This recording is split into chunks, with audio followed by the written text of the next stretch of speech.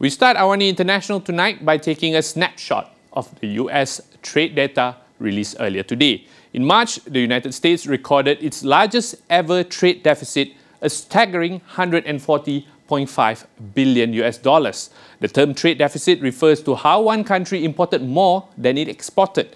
Now, in the case of US, there is a 14% jump from the previous month, which means that this trade deficit was 14% bigger than the trade deficit in February. Driving this surge, record-breaking imports reaching $419 billion US dollars. Meanwhile, exports barely moved, rising just about 0.2%.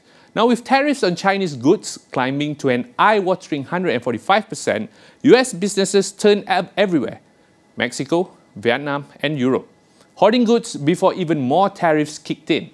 Now, we take a look at imports from China, plunged to a 5-year low. Now, you can take a look at the data here, compare for the past 5 years, and you can see a trend.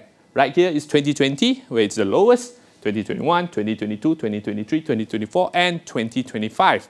Now, you see while the US trade gap with China shrank, but the total deficit widened. Why? America didn't buy less overall, it just bought from other places. You can look over here, where it bought from other countries. And I've said earlier that US businesses turned everywhere else. Mexico, over here you can see, increased to 48 billion. Ireland, you can see over here as well, due to pharmaceuticals also increased. Now, Vietnam is one of our neighbors here in ASEAN. Despite being slapped with a 46% tariff, there is an increase. Now, the chaos is shaking confidence. Investors are pulling out of the US dollar, pouring money into gold and silver. A capital flight of over 92 billion US dollars since December.